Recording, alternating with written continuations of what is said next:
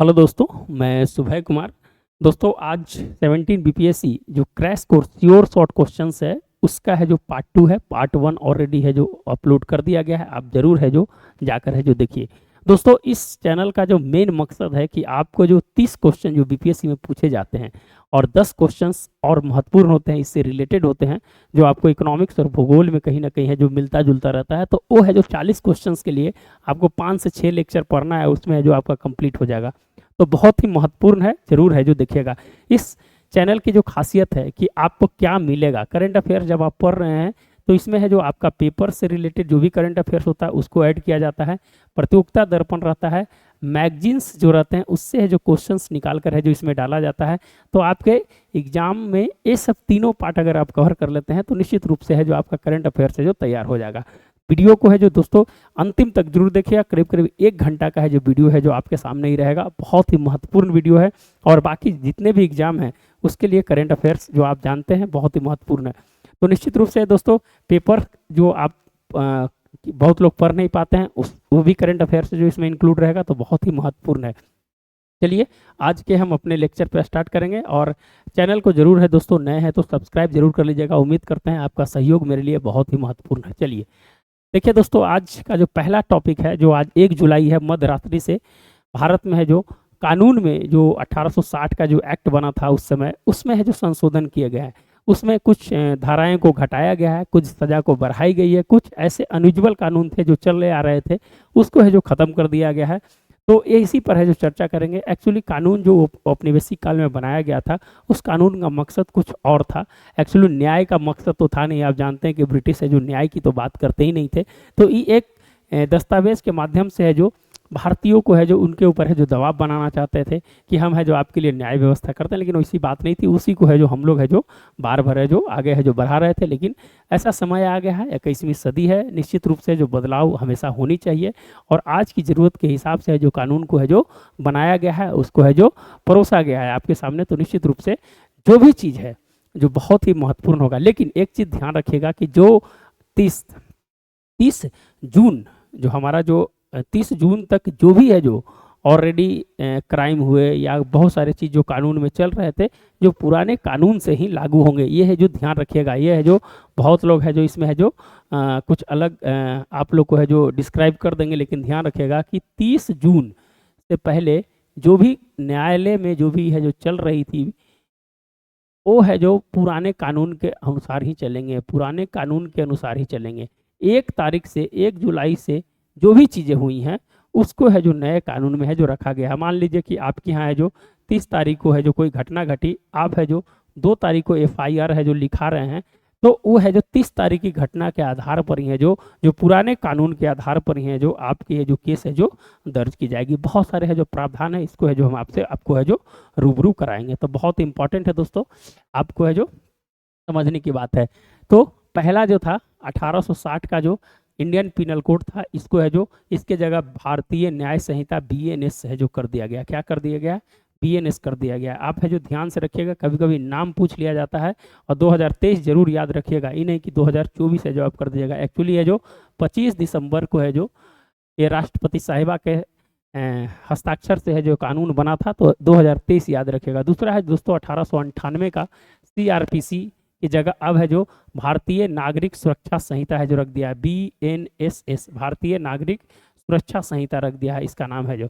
और तीसरा है दोस्तों एविडेंस एक्ट, जो बोलते थे इंडियन एविडेंस एक्ट है, अब है जो भारतीय साक्ष्य अधिनियम 2023 है जो कर दिया है। पहले तो आप तीनों चीज को है जो समझने का है जो प्रयास है जो जरूर कीजिएगा। ये है जो आपका है जो इंडियन पिनल कोड था जिसमें दंड देने की बात की गई थी। ये है इसमें जो क्राइम करता है, ये है जो प्रक्रिया की बात की गई थी। सीआरपीसी जो था ये प्रक्रिया की बात की गई थी, कौन सी प्रक्रिया किस में अपनाना है, ये प्रक्रिया की बात की गई थी। और यह है जो साक्ष्य की है जो बात की गई थी, इसी में है जो तीनों में है जो परिवर्तन किया गया। यहाँ तक तो आप है जो क्लियर होंगे। बहुत छोटी छोटी चीज़ें हैं जिसको है जो समझना है जो बहुत ही महत्वपूर्ण है। आपको मेंस एग्जाम को न्याय प्रणाली में बदलाव हो रही है, तो आपको मेंस के पॉइंट ऑफ व्यू से बहुत ही महत्वपूर्ण होगा। इसीलिए है जो इस चीज़ को है जो एकदम क्लियर कट है जो रखने का है जो प्रयास है जो कीजिएगा। चलिए आगे बढ़ते हैं। अब है जो दोस्तों है जो पीटी पॉइंट ऑफ व्यू से न्याय श्रुति ऐप से होगी गवाही। अगर है जो गवाही देना है, देखिए दोस्तों ये सब चीज़ें जो है ये है जो पेपर्स के बीच बीच कटिंग से है जो निकाला गया है, और यही क्वेश्चन है जो आपको पूछ देता है, आप ऊपर ऊपर पढ़ लेते हैं। तो इसीलिए है जो इस चैनल की है जो खासियत है कि हर हर चीज़ को, हर पॉइंट को है जो आपको है जो सामने है जो रखने का है जो प्रयास करेगा।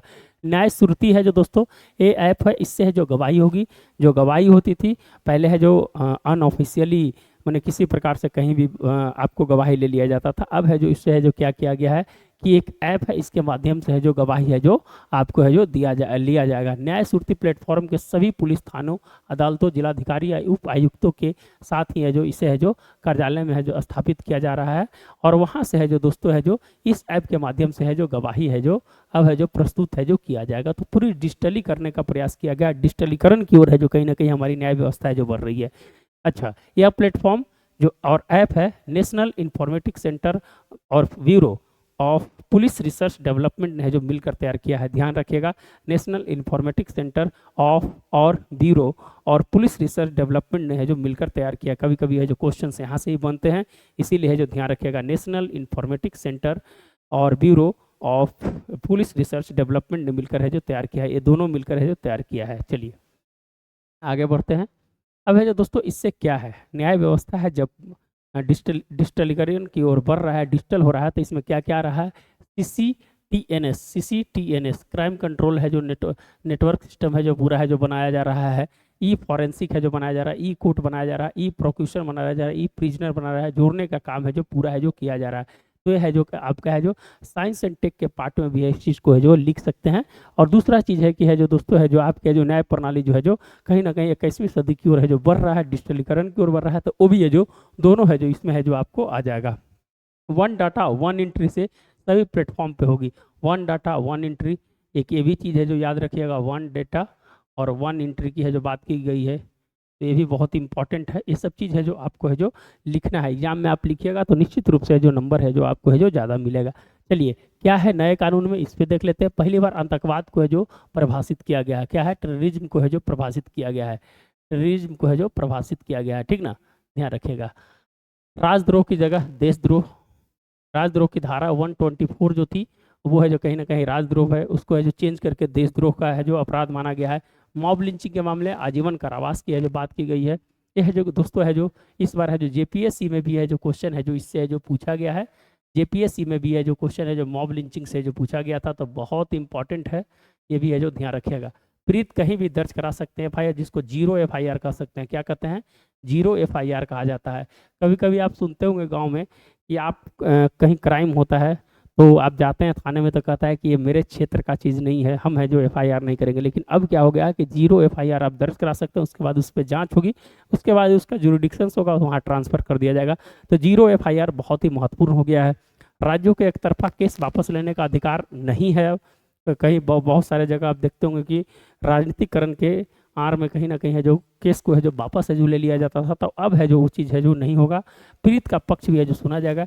FIR, case diary, chargesheet, judgment सभी डिजिटलीकरण होंगे, हमने है जो यहाँ पर चर्चा किया। तलाशी और जब्ती का ऑडियो वीडियो होगा। आप है जो ध्यान रखिएगा कि अगर आपके यहाँ किसी प्रकार का ऐसी घटना घट जाए और तलाशी लेने आ जाए, तो आप जब तक है जो वीडियो रिकॉर्डिंग न हो, जब तक है जो डिजिटलीकरण के दौर में आप है जो उसको देखे ना, तब तक है जो आप है जो उसे करने नहीं दे, क्योंकि ऑडियो और वीडियो है जो बहुत ही महत्वपूर्ण हो गया है। तो इस तरह की है जो आपको जागरूक करना भी है जो कहीं ना कहीं है जो मेरा कर्तव्य है। गवाहों के लिए ऑडियो वीडियो से बयान रिकॉर्ड कराने का विकल्प दिया गया है। 7 साल से अधिक सजा वाले को फॉरेंसिक विशेषज्ञ द्वारा सबूत जुटाना अनिवार्य होगा। जैसे भी कोई भी है जो कानून, कोई भी धारा है जिसमें 7 वर्ष से ऊपर की सजा है, तो वहाँ फॉरेंसिक है जो जांच है जो बहुत ही इंपॉर्टेंट हो जाता है। छोटे मोटे अपराध को जल्दी निपटारा करने के लिए है जो समरी ट्रायल है जो किया जाएगा जल्दी जल्दी से, क्योंकि है जो इसका है जो भार है जो ज़्यादा है जो न्यायालय पर ना पड़े। पहली बार के अपराधी के ट्रायल के दौरान अगर 1/3 सजा काटने पर जमानत मिल जाएगी। अगर कोई किसी को है जो पकड़ लिया और उसके लगातार 10 साल तक ट्रायल चल रहे हैं, तो निश्चित रूप से है जो उसकी सज़ा अगर जितनी होनी है, अगर 1/3 अगर उसका सज़ा अगर ट्रायल के दौरान ही कट चुका है, तो उसको जमानत देने का अधिकार है जो इसमें दिया गया है।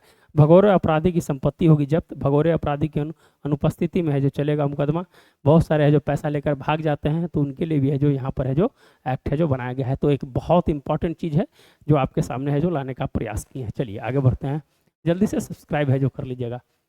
तो वहाँ तक जो था बीएनएस था, कुछ एडिशनल इन्फॉर्मेशन आपको दे दें कि जो आपका जो बीएनएस है, जो आईपीसी 1860 का जो एक्ट था उसको परिवर्तित कर दिया गया। उसमें 511 धाराएं थी, अब है जो उसको है जो 358 धाराएं हैं जो उसमें हो गई। कुछ सजा को है जो कम किया गया है, कुछ किसी में है जो वृद्धि की गई है। बहुत सारे जो धाराएं हैं उसके है जो नंबर भी चेंज कर दिए गए हैं। जैसे आप 302 हत्या का जो मुकदमा चलता था उसको 103 कर दिया गया है। तो आप है जो विस्तृत रूप से है जो उसको पढ़ने का है जो प्रयास कीजिएगा। लेकिन जो छोटा मोटी जो बातें थी जो आपके पीटी और मेंस से रिलेटेड हो सकते थे उसको है जो मैंने बताने का प्रयास किया। चलिए दूसरा जो है जो आपका जो इम्पोर्टेंट चीज़ है, आप देखे होंगे, ये है जो कोझिकोड है, India first city of literature, Bharat का पहला साहित्यिक शहर है जो बना है। कौन है? जो कोझिकोड बना है। यूनेस्को ने है जो इसको है जो मान्यता दी है। हाल ही में केरल में स्थित है जो कोझिकोड को यूनेस्को द्वारा है जो आधिकारिक तौर पर है जो भारत का पहला साहित्यिक शहर है जो घोषित कर दिया गया है। ये बहुत ही इंपॉर्टेंट है, मैंने पिछले लेक्चर में बताया था और आज है जो पेपर में भी है जो ये चीज़ आया है। तो कितना इंपॉर्टेंट है, इसीलिए है जो बार बार है जो याद है जो दिलाते हैं। तो निश्चित रूप से जो भारत का पहला जो साहित्यिक शहर कौन सा बन गया है? जो कोझिकोड है। कहाँ पर? केरला में। कहाँ पर है? जो केरला में है। तो इसको है जो आप है जो नोट डाउन कीजिएगा। हमको उम्मीद है कि इस बार क्वेश्चन है जो कहीं ना कहीं है जो इससे जो पूछने की है जो उम्मीद है जो ज़्यादा है जो बढ़ गई है। चलिए संजना ठाकुर को लघु कहानी के लिए ऐश्वर्या राय को राष्ट्रमंडल पुरस्कार है जो मिला है। संजना ठाकुर की लघु कहानी ऐश्वर्या राय को जो है जो दोस्तों यही है, संजना ठाकुर हैं। आप है जो इसको ध्यान रखिएगा, यही है जो इनको मिला है। मुंबई की हैं ये संजना ठाकुर। इनको बीन 2024 का कॉमनवेल्थ है जो शॉर्ट स्टोरी प्राइज है जो इनको है जो दिया गया है। तो संजना ठाकुर की लघु कहानी ऐश्वर्या राय को है जो राष्ट्रमंडल पुरस्कार है जो मिला है। संजना ठाकुर की लघु कहानी ऐश्वर्या राय को है जो राष्ट्रमंडल पुरस्कार मिला है। आप है जो 3-4 बार पढ़िए, निश्चित रूप से है जो आपको है जो याद हो जाएगा। ये कहाँ की हैं? ये है जो मुंबई की हैं। कहाँ की हैं? जो मुंबई की हैं। ये सब क्वेश्चन है जो दोस्तों बीपीएससी बहुत ज़्यादा है जो क्वेश्चन ये सब है जो पूछता है। चलिए आगे है कि अगले साल भारत रूस शिखर सम्मेलन की मेजबानी है जो भारत करेगा। दोस्तों आप जानते हैं कि भारत रूस जो शिखर सम्मेलन है जो 2000 से स्टार्ट हुआ था, 21वां वार्ता ऑलरेडी हो चुका है। 22वां वार्ता है जो दोस्तों 12th जो वार्ता है वो है जो कहाँ पर? भारत में होगी। कहाँ पर? भारत में होगी। यह है जो ध्यान रखिएगा। 2021 में जब है जो आपका यूक्रेन युद्ध हुआ था तो उस समय है जो बीच में है जो नहीं हो पाया था, लेकिन 21 बैठक ऑलरेडी हो चुकी है। 22वां बैठक है जो होस्ट भाई है जो इंडिया है जो करेगा। और एक चीज़ और बता देते दो दोस्तों की थर्ड टर्म में जब प्रधानमंत्री पीएम बने हैं तो इनकी जो पहली यात्रा है जो कहाँ पर हो रही है? वह है जो पहली यात्रा, ये क्वेश्चन पूछा हुआ है, यह है जो आपका है जो रूस में ही हो रही है। ये भी है पहली बार प्रधानमंत्री कोई भी बना है तो ज़्यादातर है जो अपने पड़ोसी देश को पास जाता है, लेकिन है जो इस बार के जो प्रधानमंत्री जो बने थर्ड टर्म में तो है जो पहली यात्रा जो विदेश यात्रा है इनका है जो रूस में होने जा रहा है। ये भी क्वेश्चन है जो आपका है जो पूछा हुआ क्वेश्चन है, पूछ सकता है इस प्रकार के क्वेश्चन। इसीलिए है जो VVI क्वेश्चन है जो इस प्रकार को है जो रखने का प्रयास कीजिए। चलिए SCO शिखर सम्मेलन, देखिए दोस्तों ये पेपर के बीच में से निकाला हुआ चीज़ है। ऐसे आप जानते हैं SCO को आप जरूर पढ़िएगा, लेकिन क्या है कि आप पेपर पढ़ते हैं तो क्या पढ़ना है नहीं पढ़ना ये इंपॉर्टेंट होता है। तो SCO शिखर सम्मेलन में जयशंकर है जो भारत का प्रतिनिधित्व करेंगे। ये है जो विदेश मंत्री हैं और भारत का प्रतिनिधित्व जो है कौन करेंगे? है जो जयशंकर, जयशंकर है जो करेंगे। और ये कहाँ हो रहा है दोस्तों? ये हो रहा है अस्थाना में, कजाकिस्तान की राजधानी अस्थाना में। कजाकिस्तान, कजाकिस्तान की राजधानी है जो अस्थाना में हो रहा है। तो ये है जो पढ़ने का मेन मकसद होता है कि आप पेपर है जो कैसे पढ़ते हैं, ये है जो ध्यान रखना है। आप कमेंट बॉक्स में बताइए कि SCO में कितने देश शामिल हैं और नया देश है जो कौन शामिल हुआ है, आप है जो जरूर है जो बताने का प्रयास कीजिएगा। चलिए आगे है महाराष्ट्र में। देखिए दोस्तों ये है जो बहुत सारा चीज़ें जो होती है, ये है जो आपको क्वेश्चंस पूछ देता है। मुख्यमंत्री माझी लाडली बहन योजना जो है ये है जो कहाँ पर लागू किया गया है? महाराष्ट्र में है जो लागू किया गया है। इसमें है जो 1500 रुपये है जो महिलाओं को है जो इसमें है जो मिलेगी। तो महाराष्ट्र को महिलाओं को हर महीने मिलेंगे 1500 रुपये। और कौन सा योजनाएं हैं? यह है जो 21 से 60 वर्ष की आयु के लिए 2024-25 में। और मुख्यमंत्री माझी लाडली बहन योजना के लिए प्रतिवर्ष 46,000 करोड़ रुपये है जो बजटीय आवंटन किया गया है। तो ये योजना इंपॉर्टेंट है हमारे लिए। एक ही कौन सी राज्य है जो चालू किया गया है, ये भी है जो आपके लिए बहुत ही महत्वपूर्ण है। चलिए आगे बढ़ते हैं। विक्रम मिश्री होंगे अगले विदेश सचिव। अगले विदेश सचिव जो होंगे दोस्तों कौन होंगे? विक्रम मिश्री होंगे जो अगले है जो विदेश सचिव होंगे। ये भी क्वेश्चन है जो इंपॉर्टेंट है, इसीलिए पेपर के बीच बीच से है जो निकाला हुआ क्वेश्चन है सब। चलिए भारतवंशी पूजा नैसी को है जो फ्रांस का है जो विशेष सम्मान मिला है। किस लिए मिला है? सिंगापुर और फ्रांस के बीच जो है सांस्कृतिक सहयोग बढ़ाने के लिए भारतवंशी है नैसी, पूजा नैसी हैं, इनको है जो दोस्तों है जो फ्रांस का है जो विशेष सम्मान मिला। यही है भारतीय मूल की लेखिका पूजा नैसी। यह है जो सिंगापुर और फ्रांस के बीच जो है सांस्कृतिक सहयोग बढ़ाने में इनका है जो योगदान मिला है, इसलिए जो दोस्तों इनको फ्रांस का विशेष सम्मान मिला गया है। और है जो इनका नाम है पूजा नैसी। ये है जो इम्पॉर्टेंट है, यही सब क्वेश्चन उठा लेता है दोस्तों। चलिए आगे है पंचशील। पंचशील के है जो दोस्तों 70 वर्ष पूरे हो चुके हैं। कितना हो गया है? 70 वर्ष है जो पूरे हो चुके हैं पंचशील के। 1954 में स्टार्ट हुआ था और 70 वर्ष पूरे हो चुके हैं। तो कभी कभी पूछ देता है कि किस कार्यक्रम के जो 70 वर्ष पूरे हो चुके हैं। तो पंचशील जो आप जानते हैं कि उस समय जो भारत और चाइना के बीच जो शांति सहयोग बढ़ाने के लिए और वर्तमान में भी भारत को एक नई दिशा जो पंचशील के माध्यम से है जो अपना है जो शांति वार्ता है जो आगे बढ़ाता है, कहीं ना कहीं है जो पंचशील समझौते के अंतर्गत ही है जो उसको लाया जाता है। तो दोस्तों 70 वर्ष है जो इसके है जो पूरे हो चुके हैं। चलिए आगे है चंद्रमा से 2 किलो नमूने लेकर लौटा है चीन का चांग E6। देखिए ये है जो लूनर मिशन था दोस्तों। ये है जो कौन सा था? लूनर मिशन था जो चंद्रमा पर गया था। और चंद्रमा पर आप जानते हैं कि चंद्रमा का जो भाग है एक ही भाग है जो हम लोग देखते हैं। भारत अभी हाल फिलहाल में चंद्रयान को साउथ पोल पर उतारा था। कहाँ पर? South Pole. ये होता है नॉर्थ पोल और यह होता है साउथ पोल। तो यहाँ है जो दोस्तों है जो साउथ पोल पर है जो भारत का चंद्रयान उतरा था। यह ध्यान रखिएगा, ये सब चीज़ है जो आपको है जो इंपॉर्टेंट होता है एग्जाम में। चंद्रयान 3 है जो यहाँ उतरा था। तो हम भारत का एक ही पार्ट देखते हैं। तो चांग E6 जो है जो दोस्तों है जो ऐसे अंधेरे वाले पार्ट में गया था। आप जानते हैं कि अंधेरे वाले पार्ट में है जो चांग E6 गया था और वहाँ से जो 2 kg है जो वहाँ से है जो वहाँ का नमूना है जो लेकर लौटा है। तो चाइना के द्वारा है जो इसको है जो लूनर मिशन को है जो छोड़ा गया था और है जो 2 किलो है जो वहाँ से है जो वहाँ का नमूना लेकर आया है। देखिए वहाँ चाइना की पूरी टीम है वहाँ पर। और है जो बीजिंग में China academy of space technology ने रिटर्नर कैप्सूल चंद्रमा से लाए गए नमूनों को निकालते हुए वैज्ञानिक। तो यह है जो इसको है जो ध्यान है जो रखिएगा। चलिए जल्दी से सब्सक्राइब कर दीजिए अगर अच्छा है। एक है दोस्तों की बहुत इंटरेस्टिंग चीज़ है जो आज पेपर में हमको 3-4 दिन पहले आसपास है जो पूरा जब उसको रिसर्च कर रहे थे तो हमको मिला कि 44,000 वर्ष पहले पाए जाने वाले भेड़िए का सब का परीक्षण है जो किया जा रहा है। कहाँ पर? ये रूस में है जो दोस्तों है जो मिला। ये देखिए ये बर्फ के अंदर है जो दबा हुआ था और 44,000 वर्ष पूर्व का है। इसके दांत और अभी भी सुरक्षित है और इसका है जो सब का है जो परीक्षण है जो किया जा रहा है। क्यों ना? भेड़िए हैं, इसके हड्डियां और दांत पूरी तरह सुरक्षित है। तो इस तरह से क्वेश्चंस भी है जो आपके बनते हैं। ये सब क्वेश्चन भी है जो इस प्रकार से बनते हैं। चलिए अगर आपको PDF लेना है तो दोस्तों आप है जो ज्वाइन कर सकते हैं। मेरा टेलीग्राम नंबर है, आप जाके है जो वहाँ से है जो ज्वाइन कर सकते हैं। चलिए पहली बार है जो थल सेना और नौसेना अध्यक्ष है जो एक ही बैचमेट के बने हैं। इस बहुत ही एक उम्दा चीज़ है दोस्तों। पहली बार 2 सहपाठी एक साथ संभालेंगे थल सेना और नौसेना की कमान। ये है जो दोस्तों है जो थल सेना के हैं, ये है जो नौसेना के हैं। ये है उपेंद्र द्विवेदी साहब है, ये दिनेश त्रिपाठी साहब हैं।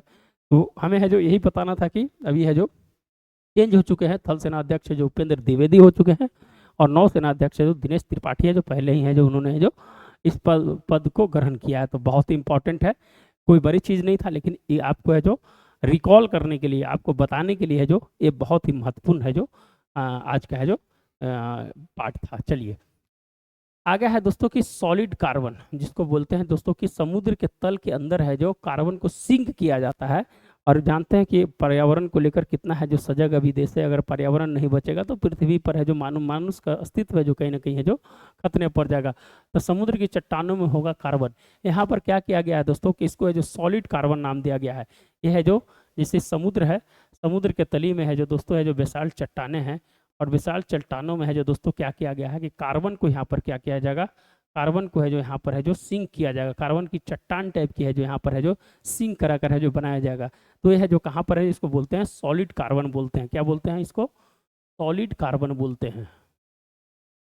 सॉलिड कार्बन क्या है? तो यह देखिएगा कि समुद्र के अंदर है जो कार्बन को जो क्या प्रतिस्थापित करना उसको बोलते हैं सॉलिड कार्बन। ये क्या होता है दोस्तों, इसको थोड़ा सा देख लेते हैं। कनाडा के पश्चिमी तट के दूर वैंकूवर द्वीप के पास है जो इसको है जो इस प्रकार के जो वैज्ञानिक है जो कर रहे हैं। कहाँ पर? कनाडा में। ये क्या करता है कि विशाल चट्टान अधिक प्रतिक्रियाशील होती है। आप जानते हैं वह धातुओं से भरी होती है जो आसानी से कार्बन डाइऑक्साइड को पकड़ लेता है और कार्बोनेट खनिजों का निर्माण करने के लिए रासायनिक रूप से इसके साथ जुड़ जाती है। बेसाल्ट भी टूट जाता है और उसका छिद्रपूर्ण हो जाता है, जिससे नए कार्बोनेट को भरने के लिए पर्याप्त जगह बच जाती है। इसके लिए पानी में कार्बन डाइऑक्साइड को घोला जाता है, फिर उसे भूमिगत बेसाल्ट चट्टानों में इंजेक्ट किया जाता है। ये है जो आपका इंपॉर्टेंट पार्ट है, ये है जो किस प्रकार से जो काम करता है वो भी है जो बता दिए। तो बेसाल्ट चट्टानों के है जो वो टूटने से उसके जो जगह बचती है, उस जगह में है जो क्या कार्बन डाइऑक्साइड को है जो वहाँ पर है जो कार्बन को है जो इंजेक्ट किया जाता है, वही है जो सॉलिड कार्बन है जो बन जाता है। और है जो बहुत इंपॉर्टेंट है दोस्तों, आने वाला समय पर्यावरण कितना महत्वपूर्ण है आप है जो इसको जानते हैं। चलिए आगे बढ़ते हैं। दुनिया का सबसे बड़ा समुद्री अभ्यास रिम पैक में भाग लेने पर्ल हार्बर पहुंचा आईएनएस शिवालिक। जो आप जानते हैं दोस्तों की है जो रिम पैक दुनिया का सबसे बड़ा है जो अभ्यास है, और यह क्या अभ्यास है, 29वां संस्करण है। कौन सा, 29वें संस्करण में है जो रिम पैक है जो अभी है जो पहुंच चुका है। और भारत की तरफ से आईएनएस शिवालिक है जो पर्ल हार्बर के पास जो हवाई द्वीप है वहां पर है जो पहुंचा है। तो भारतीय नौसेना का स्वदेशी स्टील फ्रीगेट आईएनएस शिवालिक समुद्री अभ्यास भाग लेने के लिए हवाई स्थित है जो वहां पर है जो पहुंचा है दोस्तों। तो 29वां है, और निश्चित रूप से है जो ये क्वेश्चन है जो इस प्रकार के क्वेश्चन है जो यहाँ पर है जो बनते हैं। तो ध्यान रखिएगा, ये कहाँ पर हो रहा है, हवाई द्वीप में हो रहा है। रिम पैक नाम है, 29वें संस्करण है, और दुनिया का सबसे बड़ा अंतर्राष्ट्रीय समुद्री अभ्यास है। ये क्या है, रिम पैक। रिम पैक यह है जो VVI क्वेश्चन है। इस बार क्वेश्चन कहीं ना कहीं है जो इससे है जो पूछने की है जो उम्मीद है। चलिए ईरान में सुधारवादी पेजिशकियान और कट्टरपंथी सईद जलील के बीच होगा अगला मुकाबला। आप जानते हैं दोस्तों कि ईरान में क्या हुआ था, आप कुछ दिन पहले जानते हैं कि ईरान के जो राष्ट्रपति थे रहीसी साहब, उनकी है जो मौत हो गई थी, विमान दुर्घटना में मौत हो गई थी, आप जानते हैं। वहाँ पर है जो दोस्तों जो चुनाव हो रहे हैं, और चुनाव हो रहे हैं तो वहाँ पर 4 प्रत्याशी खड़ी हैं। लेकिन दोस्तों वहाँ पर चुनाव में क्या है कि 50% वोट जब तक नहीं कोई पा लेता है, जब तक है जो उसको विजय घोषित नहीं किया जा सकता है। तो 2005 में दोस्तों, इससे पहले 2005 में ऐसी घटना हुई थी कि कोई भी प्रत्याशी है जो 50% है जो पार नहीं कर पाया था। तो जो भी ऊपर के 2 प्रत्याशी होते हैं उनके साथ है जो फिर है जो अगला चुनाव है जो किया जाता है। तो पेंजेकेसिया जो है, पेंजेशकियान है जो उनको है जो 43% वोट मिला था, और सईद जलील को है जो उनसे 3-4% कम वोट मिला था। तो फिर अगले राउंड के चुनाव होंगे, और उसमें है जो ईरान के है जो राष्ट्रपति है जो चुने जाएंगे। तो इस प्रकार से वहाँ की है जो चुनाव होती है। अभी फ्रांस में भी चुनाव हो रहे हैं, फिर अमेरिका में भी चुनाव होंगे। तो इस बार चुनावों का बर्थ रहा है दोस्तों, भारत में चुनाव हुए हैं। तो आप है जो चुनाव पर जरूर है जो स्टडी कीजिएगा, उससे क्वेश्चन है जो बनने की उम्मीद है जो बढ़ जाती है। तो ईरान में सुधारवादी पेंजेशकियान और कट्टरपंथी सईद जलील के बीच अगला मुकाबला है जो होगा। चलिए आगे बढ़ते हैं। महाराष्ट्र को मिली पहला महिला मुख्य सचिव। ये सब क्वेश्चंस कितना इंपॉर्टेंट है, आपको कहीं मैगजीन्स में नहीं मिलेगा, लेकिन आपको यहाँ पर है जो इसलिए मिल जाएगा कि यह जो यहाँ पर इस चैनल की यही खासियत है कि आपको है जो हर छोटी छोटी चीज़ों को है जो आपको है जो लाने का है जो प्रयास करता है। तो महाराष्ट्र की पहली महिला मुख्य सचिव है जो बनी है, जिनका नाम है सुजाता। क्या नाम है, सुजाता ने मुख्य सचिव के पद से सेवानिवृत्त हुए नितिन करीर का है जो स्थान ग्रहण किया है। तो सुजाता है जो वहाँ की जो पहला मुख्य सचिव है जो बनी है महाराष्ट्र की। चलिए दुनिया का पहला है जो देश है जो जैव विविधता वाला है जो पहला है जो संकलन करने वाला है जो देश बना है, कौन है, भारत जो है दुनिया का, भारत संपूर्ण जीव जंतुओं की सूची बनाने वाला दुनिया का पहला देश बना है। क्या बना है, संपूर्ण जीव जंतुओं की सूची बनाने वाला दुनिया का पहला देश कौन बना है, तो भारत बना है। अब इसके थोड़ा इंपॉर्टेंट चीज है, इंपॉर्टेंट नई चीज हुई है तो निश्चित रूप से जो पूछेगा। तो केंद्रीय पर्यावरण मंत्री भूपेंद्र यादव, पहले भी है जो ध्यान रखिएगा कौन है पर्यावरण मंत्री, 1,04,561 प्रजातियों की कवर करते हुए अपने संपूर्ण जीवों की एक सूची तैयार करने वाला दुनिया का पहला देश बन गया है। जूलॉजिकल सर्वे ऑफ इंडिया के आयोजन के जो एनिमल टेक्सोनॉमी समिट 2024 में भारत के जीवों को चेकलिस्ट पोर्टल भी है जो लॉन्च किया है, चेकलिस्ट पोर्टल भी है जो लॉन्च किया है। और है जो जूलॉजिकल सर्वे ऑफ इंडिया के 109वें स्थापना दिवस पर कहा कि भारत जैव विविधता संरक्षण में वैश्विक चैंपियन है।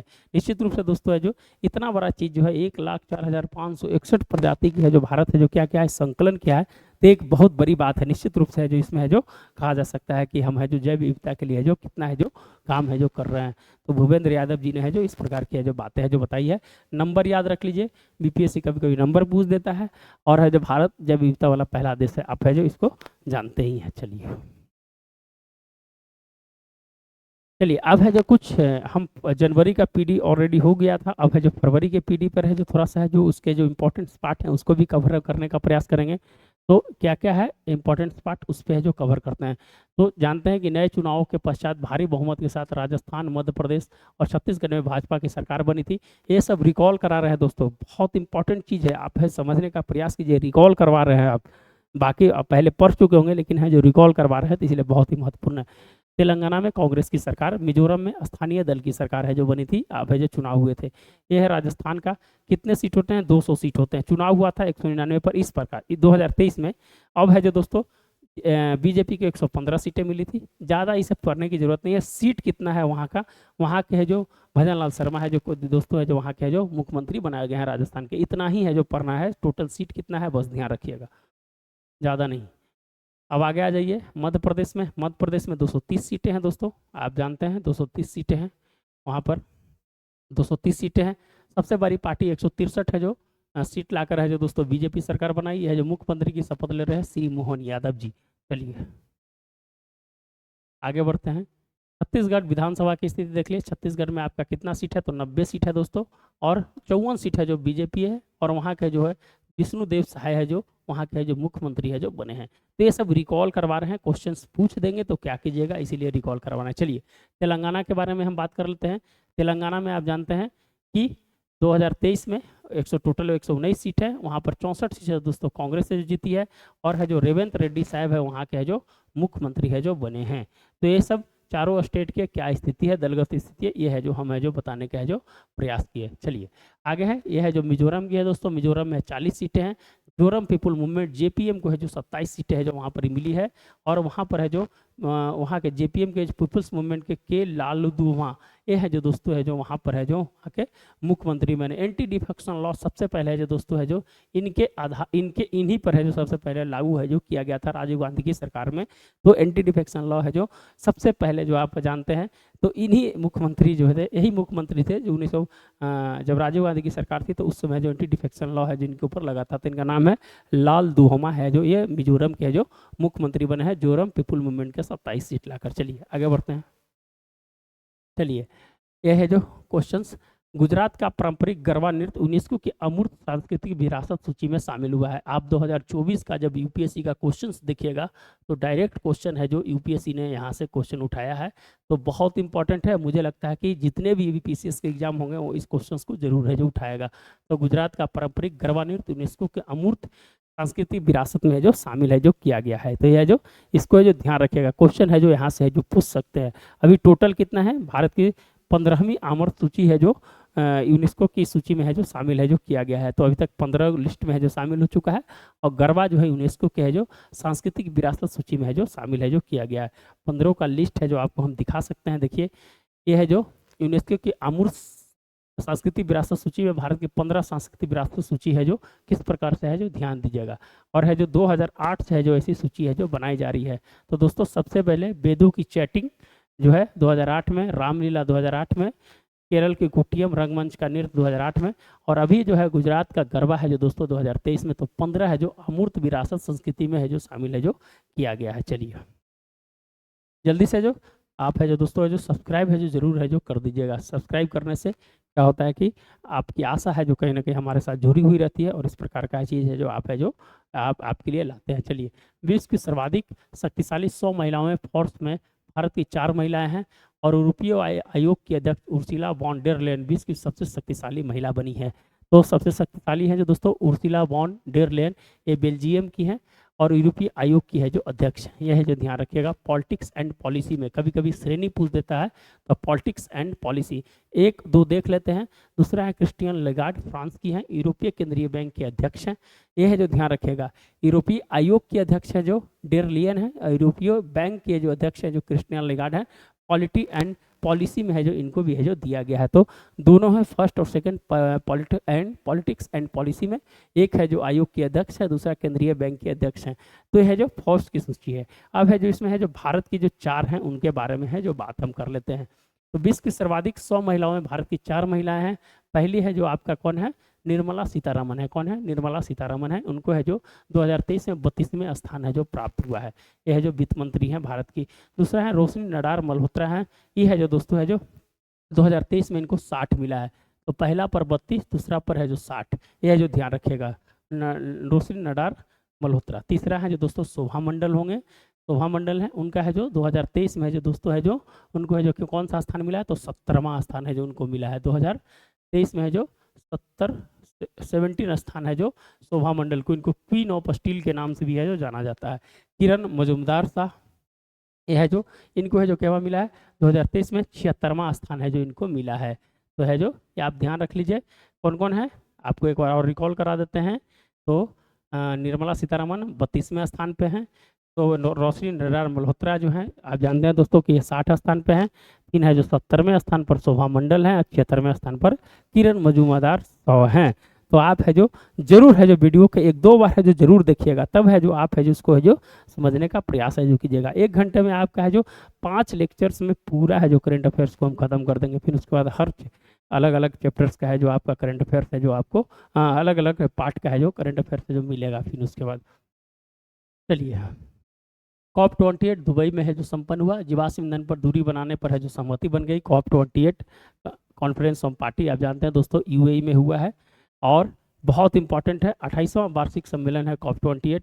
ये कब से कब तक 30 से 13 नवंबर 2023 को है जो ये संपन्न हुआ। 30 से 13 कभी कभी है जो ये भी पूछ देता है दोस्तों 30 से 13 नवंबर, ये है जो 30 नवंबर से 13 दिसंबर, क्या है 13 दिसंबर, ध्यान रखिएगा। 30 नवंबर को स्टार्ट हुआ था लेकिन 13 दिसंबर को है जो खत्म हुआ है। COP28 कहाँ पर हुआ था, UAE में हुआ था, यह जो ध्यान रखिएगा। चलिए अल्जीरिया, सेरा लियोन, दक्षिण कोरिया, गुआना, अस्लोनोविया, ये है जो क्या है। अब संयुक्त राष्ट्र परिषद में आप जानते हैं कि अस्थायी सदस्य और अस्थायी सदस्य होते हैं, 5 अस्थायी सदस्य होते हैं और है जो दोस्तों है जो अस्थायी सदस्य भी होते हैं। तो हर 2 साल पर है जो उनका टर्म है जो चेंज होते रहता है। तो 2024 से जो सुरक्षा परिषद के अस्थायी सदस्य जो बनेंगे वो है जो अल्जीरिया है, सेरा लियोन है, दक्षिण कोरिया है, गुआना है, अस्लोनोविया है। भारत है जो दोस्तों 8 बार ऑलरेडी है जो सुरक्षा परिषद का अस्थायी सदस्य जो रह चुका है। तो ये भी है जो कभी कभी क्वेश्चन पूछ देता है, तो इसको जो ध्यान रखेगा। अल्जीरिया है, सेरा लियोन है, दक्षिण कोरिया है, गुआना है और स्लोवेनिया है। ये है जो दोस्तों है जो 1 जनवरी 2024 से है जो ये है जो अस्थायी सदस्य के रूप में है जो ये है जो काम करेंगे। चलिए अगला है कि अब्दुल फतह अल सीसी लगातार तीसरे कार्यकाल हेतु मिस्र के राष्ट्रपति है जो निर्वाचित हुए हैं, लगातार तीसरे साल, ये है जो बहुत इंपॉर्टेंट है।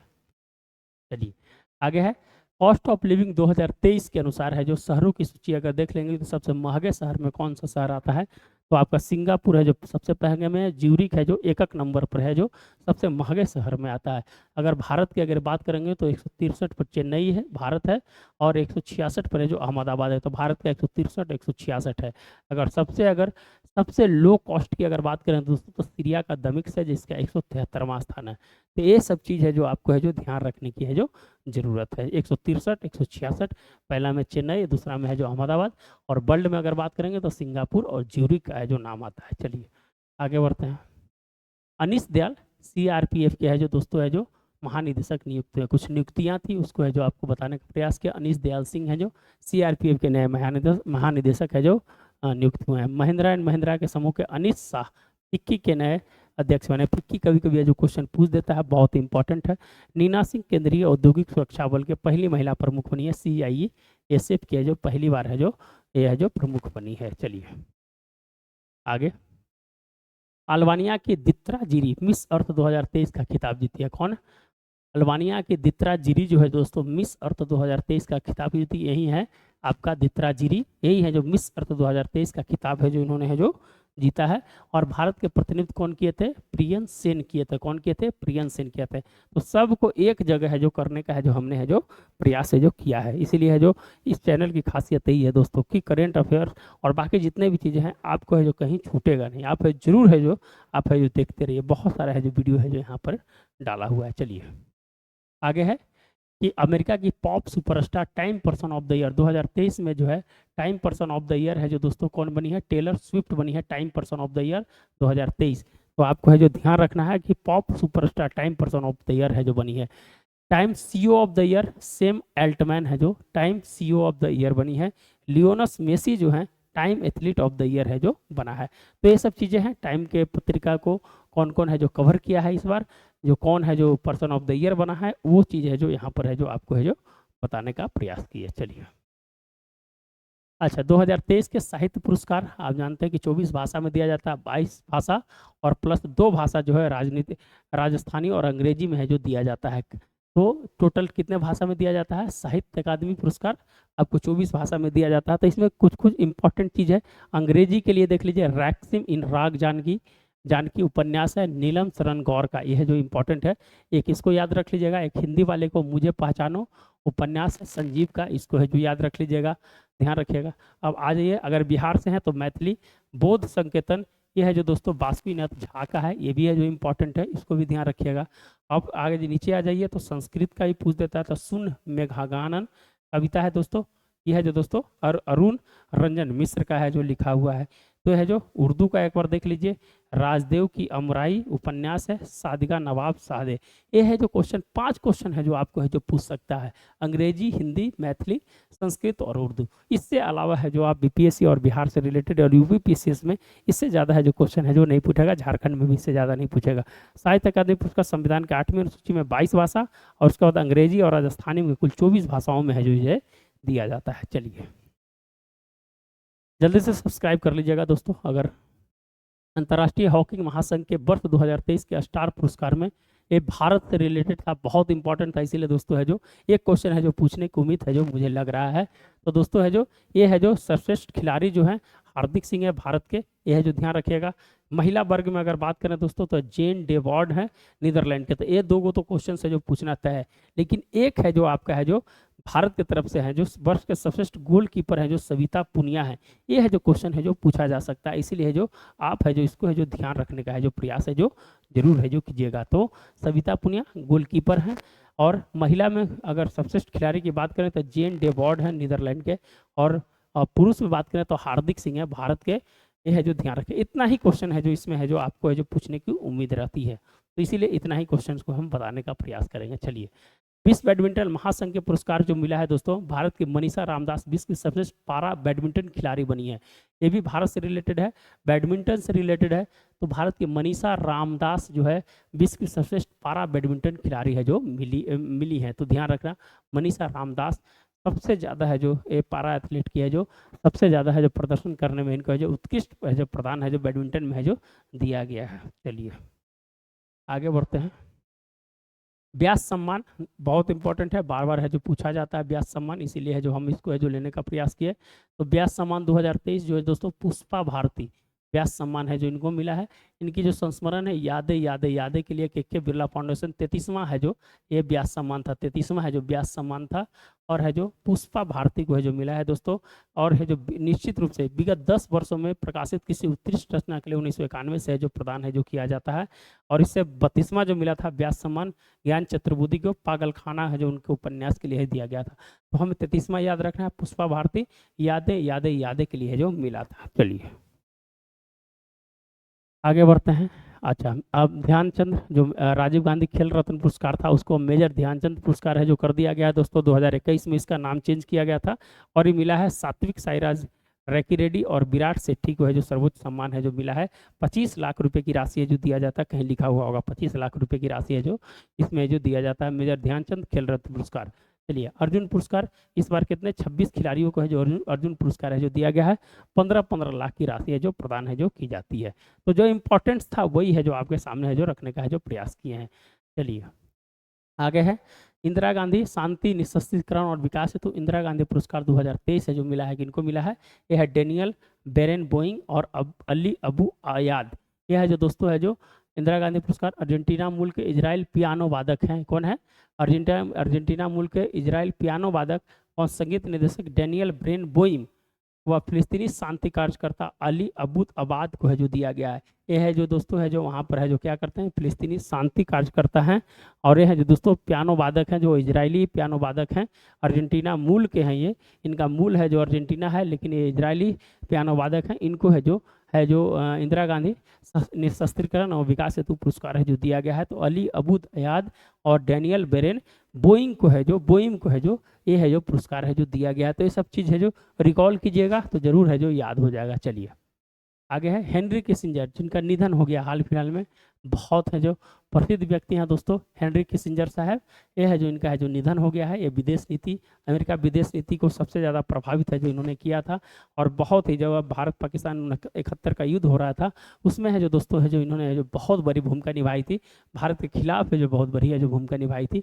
तो इनका है जो निधन हो गया है। ये पूर्व विदेश मंत्री हेनरी किसिंजर हैं। क्वेश्चन कभी कभी पूछ देगा। तो 1973 में इनको है जो नोबेल शांति पुरस्कार से भी है जो प्रदान है जो किया गया है, ध्यान रखिएगा 1973 में।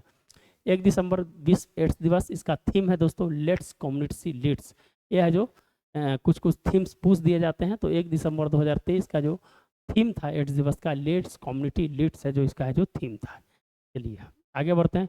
कुछ पुस्तकें हैं जो आप देख सकते हैं, जो burning roses in my garden, burning roses in my garden Taslima Nasrin का है। आप जानते हैं इनको, बहुत इंपॉर्टेंट, बहुत क्वेश्चन है जो इससे है जो बनते हैं।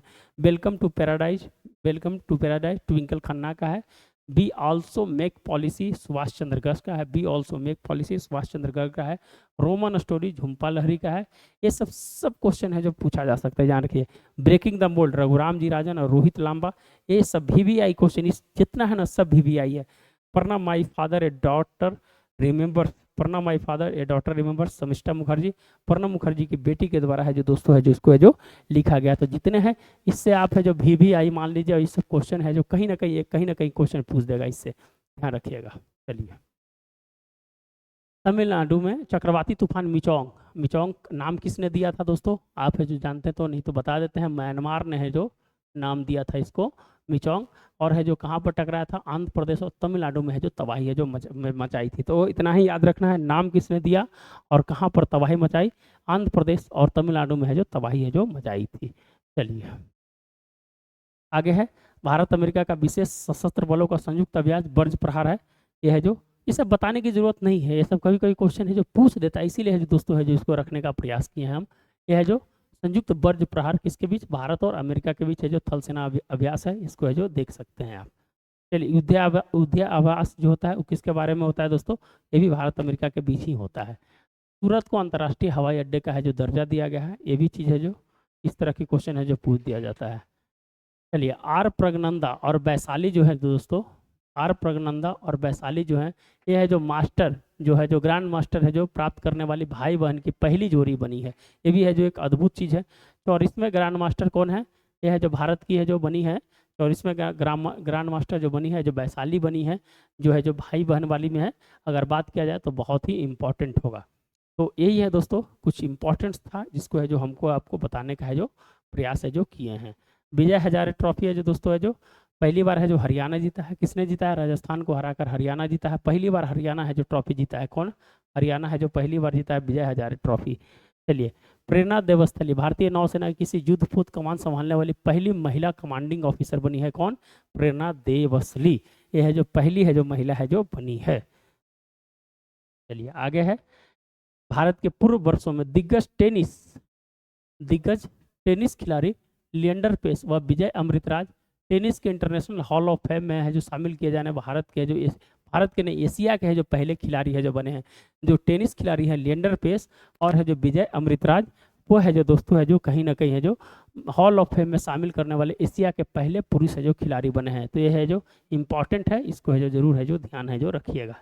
चलिए आगे बढ़िए। पहला खेलो इंडिया पैरा गेम्स नई दिल्ली में हुआ। ये क्वेश्चंस बनना तय है दोस्तों, पहला है तो क्वेश्चंस बनना तय है। कहाँ पर? नई दिल्ली में हुआ है। ये है जो उज्ज्वला है जो दोस्तों है जो इसका मस्कट था पहले खेलो इंडिया गेम्स का। ये जो इंपॉर्टेंट याद रखिएगा, पहले पर हरियाणा था, दूसरा पर उत्तर प्रदेश था, तीसरे पर तमिलनाडु था। और 105, 62 और 42 पदक, ये भी है जो ध्यान रखिएगा, क्रम भी याद रखिएगा। बिहार से हैं तो 22वें नंबर पर बिहार था 9 पदक के साथ, 22वें नंबर पर बिहार रहा और अंतिम पर है जो झारखंड है जो रहा है। ये है जो दोस्तों खेलो इंडिया पैरा गेम्स नई दिल्ली में हुआ था। फर्स्ट पे हरियाणा था, दूसरा पर उत्तर प्रदेश है, तीसरा पर जो तमिलनाडु है। बिहार है जो 22 पदक के 22वें स्थान पर 9 पदक के साथ है जो 6 है जो आपका रजत और 3 है जो कांस्य है जो जीता है। तो ये है जो दोस्तों है जो पूरी है जो कहानी है जो हमने है जो बताने का है जो प्रयास है जो किया है। तो निश्चित रूप से है जो अगर वीडियो अच्छा लगता है तो लोगों के बीच शेयर जरूर करें, सब्सक्राइब है जरूर करें दोस्तों, सब्सक्राइब है जो जरूर है जो करें, सब्सक्राइब है जो जरूर है जो करें, ध्यान रखिएगा। तो कैसा लगा वीडियो? आप है जो वीडियो बताने का है जो प्रयास कीजिएगा, वीडियो कैसा लगा। तो सब्सक्राइब है जो दोस्तों है जो जरूर है जो करें। सब्सक्राइब एंड शेयर है जो ज़रूर करें। मिलते हैं दोस्तों नए वीडियो के साथ। इसी प्रकार से आज का सेशन है जो यहीं पर समाप्त करते हैं। धन्यवाद।